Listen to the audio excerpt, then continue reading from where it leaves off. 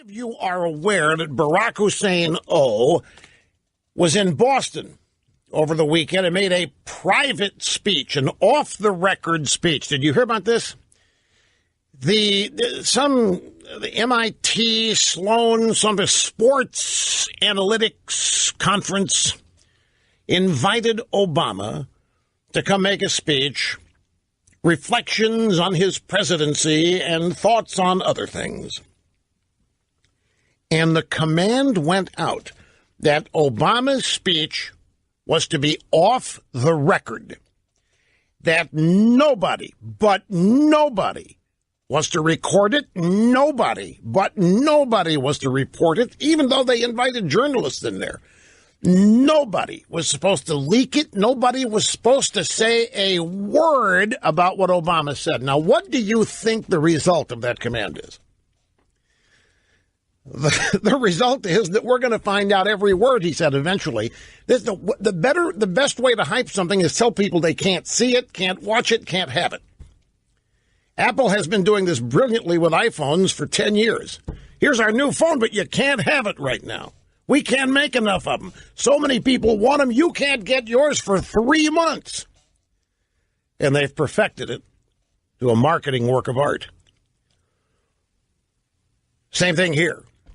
Yeah, we get Obama in there, but you can't tell anybody what he said. Why not? Well, he wouldn't come. Because he's going to say stuff in there that he would never otherwise say to anybody else. He doesn't want it known. You really expect us to believe this?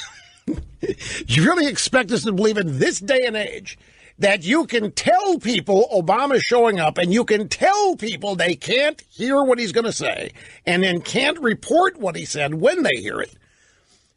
These people are not idiots.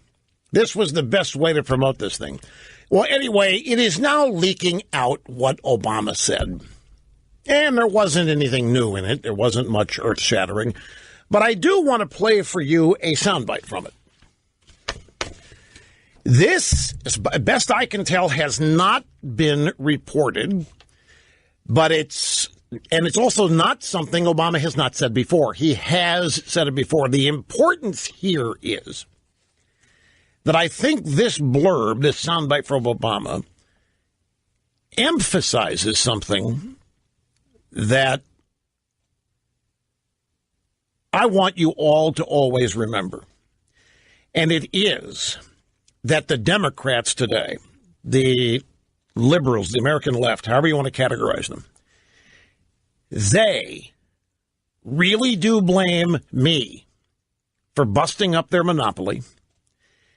They really do blame me for being the agent of disruption that began all of this partisanship, that blew up the idea that all Americans could deal with the same set of facts every day as presented by Walter Cronkite. Was somebody, what do we do with a mixed minus in there?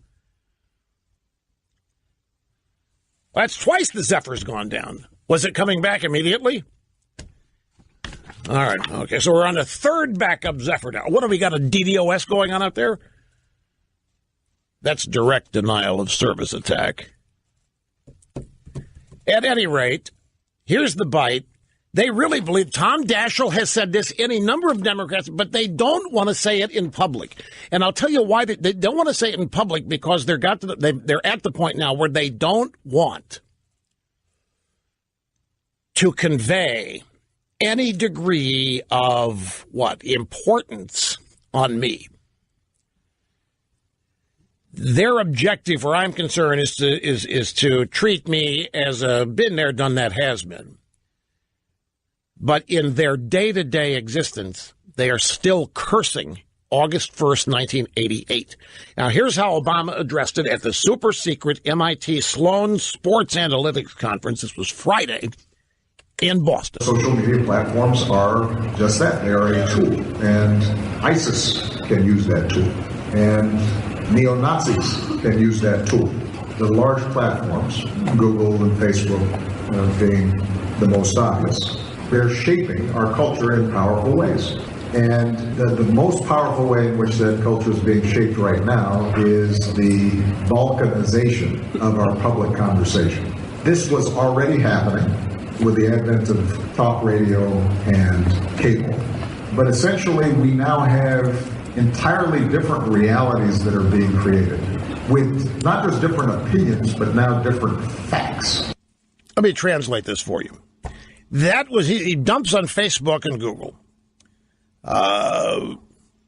And you throw in Twitter in there. And the problem is they don't control all those things. They found out. You know what enraged these people more than anything? When they found out Trump's team outsmarted them in using Facebook. When they found out that Trump's Neanderthal team was able to use Facebook and Facebook ads to reach far more people than the Democrats are reaching, even though Google had a satellite office off of Obama's Oval Office. When they found that out, they were livid. When they found out that Republicans had learned to use Twitter to, in ways, nullify the impact that the Democrats had with it, they became livid. So he launches into that. And then when they found out the Russians, were using Facebook, that sent them into orbit on one of Elon Musk's SpaceX rockets. They don't know what to do. But if you hear what Obama said, this was already happening with the advent of talk radio and cable. Let me translate that for you. This was already happening with the advent of Rush Limbaugh and Fox News. He said, now we have entirely different realities being created, not just different opinions, but now different facts. Obama is always whining about this, that we no longer have a single set of facts, meaning we no longer have the drive-by media news monopoly that we had prior to 1988. They don't like mentioning my name because they don't want to shower me with any more attention than I already get. But it's out there, and this is in a super secret. Nobody's supposed to hear about it. Nobody's supposed to talk about it. Nobody's supposed to report it kind of speech. Remember, this was at a sports conference. Now, back to... let's finish up with Obama. I've got one more soundbite here from Obama at the super secret speech in Boston at the MIT Sloan Sports Analytics Conference. This was Friday. Here's the second Obama soundbite. We have to have a serious conversation about what are the business models, the algorithms, the mechanisms whereby we can create more of a common conversation. And that cannot just be a commercially driven conversation. Capitalism works and our marketplace works because there are some basic rules of the road in place that create level playing fields. All those things make the market work for everyone. Well, let's unpack this. I'm in the middle of the market. This program is smack dab in the U.S. economy. This program started in 1988. There was no funding. There are no donors here. There's no backing anywhere. There's no government involvement whatsoever. This program began in pure raw capitalism, and we were competing against everybody on the radio at 12 noon Eastern Time. And we entered a marketplace where the conventional wisdom in broadcasting was that syndicated programming in the daytime never had a chance. The belief was, at the highest levels of broadcast wizardry, that daytime radio needed to be local. The issues discussed had to be local. The phone numbers that people called to be on the programs had to be local numbers. Everything about it had to be local. So nobody thought this program would work, except I did. And so did Ed McLaughlin, who was the founder of the EIB network, the late Ed McLaughlin. And we started with 56 stations and just the limited budget that Ed had to invest in the program. And it grew. And we established this program as the most listened to radio program in America, right in the smack middle of capitalism. We didn't have any assistance. Everything that's happened on this program, we earned it. There hasn't been a single grant. There hasn't been any financial investment, support, what have you. It turns out it hadn't been necessary because we earned it. So why are we disqualified? In Obama's view, why is this program disqualified? Why is this program considered a troublemaker? Why is this program responsible for busting up the single set of facts that Americans got prior to 1988? Obama said that once. He said it 100 times. And he's not the only leftist to talk about it. And what that means is they had their news monopoly. They had a monopolized control over what you were told, what the news was, and what wasn't reported, which is just as important as what is. And it was right in the middle of capitalism that this program entered the competitive fray and triumphed. Now, what's Obama's problem with it? If you listen to this soundbite, we have to have a serious conversation about what are the business models, the algorithms, the mechanisms whereby we can create more of a common conversation. What the hell does that mean? Well, what it means is, in Obama's world, we have to find a way that we can eliminate the stuff that we don't want to hear. We have to find a way we can eliminate Fox News. We have to find a way to eliminate talk radio because it's not what we want to hear. We need a more common conversation. Translated, we need to be the ones determining what people know. And that cannot be, he says, just a commercially driven conversation. Capitalism works because there's some basic rules of the road in place that create level playing field. Capitalism is not about creating a level playing field. That is purely a liberal construct. There's no such thing as capitalism creating a level playing field, precisely because the playing field isn't level in capitalism. That meritocracy is usually the reason why capitalistic entities succeed and triumph. Level playing field. A level playing field is when some arbiter sits around and says, it's not fair that Limbaugh has that many stations, so we're going to take some of them away because the liberals can't get on them. That's what a level playing field is. That's the left wanting to control the market because they can't win in it. And that's what Obama's talking about. This program and others like it, Fox News, are the epitome of capitalism. There was an established order. There was an established media order, an established journalism order, and all of a sudden, some new entrants came into the scene and disrupted everything on the basis of what? The American consumer making a choice. American consumer wasn't fooled. The American consumer, you in this audience, have not been hoodwinked or tricked. You haven't been forced to abandon whatever you were listening to and then turn on this program. We earned that. And if we don't earn it every day, we'll lose it. I've described for you the cutthroat competition that exists in the tech world. I haven't dwelled on it because it's got some political overlay. But, man, it is bloody. The degree of competition in the tech world is it's proper. It's all legal.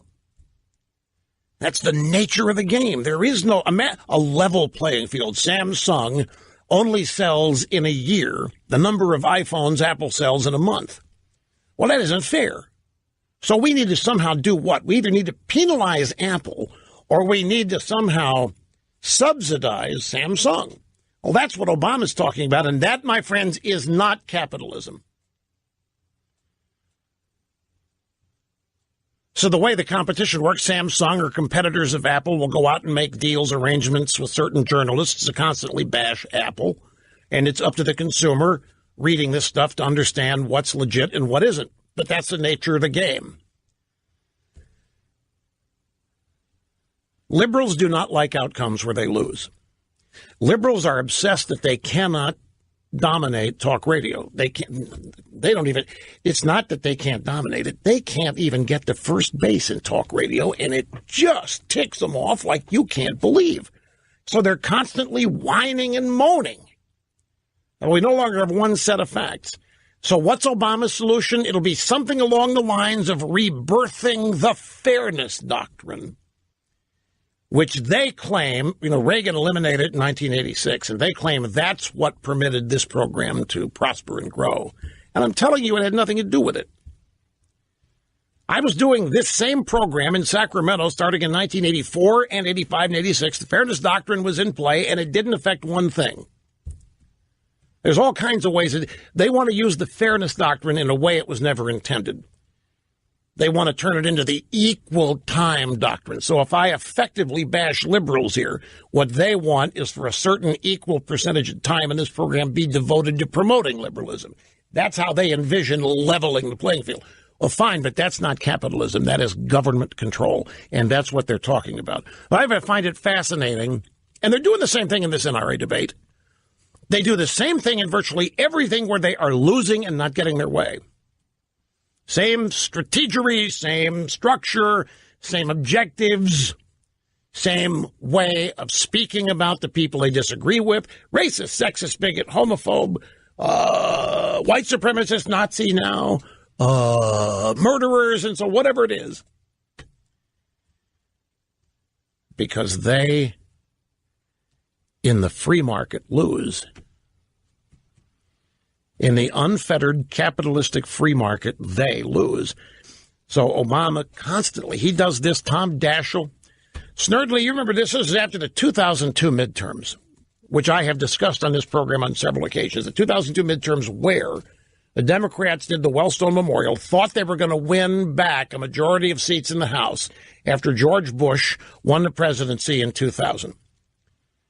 And they ended up losing seats, largely because of the Wellstone Memorial. But Tom Daschle came out about 6 months after the midterm, so it'd be in March of 2003. And he had this low-key way of speaking, kind of like Dingy Harry did. Tim, we're very concerned over the hate and vitriol that we hear from the Republicans every day. That's how he spoke. So he comes and calls a press conference. Our experts have told us that we are losing listeners to the Rush Limbaugh program, but the thing we didn't realize was happening was that they are converting to Republicans. Our experts have told, and this is a major problem. Daschle, we may even have the soundbite in the archives. I guarantee you Cookie's going to be hustling to find. That was a paraphrase of what he said. Our experts have told us when people listen to Limbaugh, they are converting, something like that. That we're losing Democrats when they tune into Limbaugh. At the time, they were portraying me as some right-wing kook fringe character that, it was a curiosity factor, but nobody's actually listening to this guy. And then they found their own polling data showed them the opposite. And ever since they've been blaming 1988 for the beginning of all of this balkanization. Okay, here we go. Starting on the phones in Cleveland, this is Patty, and welcome. It's great to have you here today as our first caller. Hi. Thank you, Rush. Thanks for having me. You bet. I just wanted to call in and comment on your Obama story, first off this morning, about his non-recorded comments. You mentioned that your organization started and grew in 1988 without the support of organizations. And to me, that's why you've been so successful, is your comments and your stories are true and they're genuine, and the public can see that. And that is exactly why I voted for Trump. I knew he was coming out on his own, talking about ideas for the country. He was not in it for fame or fortune, and I felt that he was genuine, and I think today that's why he's been so successful. That's a good point. He already had the fame. He already had the fortune. And it was obvious that he believed what he was saying, the bottom of his heart, in terms of his agenda to make America great again. And he's been successful, and he's doing what he said he would do. And for the most part, I think the country's behind him. I'm sure there's things I don't totally agree with on everything, but he's in it for the right reason. Well, I'm sure there's things you hear on this program you don't totally agree with, but on balance, maybe some I don't understand as well. But you do a good job explaining it. Well, that's it. You trust it. See, that's the age limit on the guns as well. I wonder if this is why he's maybe backing off of that a little bit, because he's listening to the country. He sees what we want. And I haven't seen that in a president in my lifetime. I think Trump toys with him. I just like the meeting he had, televised meeting on immigration, where he told the Democrats, hey, you know what? I'll sign whatever you send me. I can't do this without you all. He flushed them out. He made them tell the country everything they wanted to do. And then, of course, common sense said, don't do that. He toys with them. I'm sure it's the same thing here.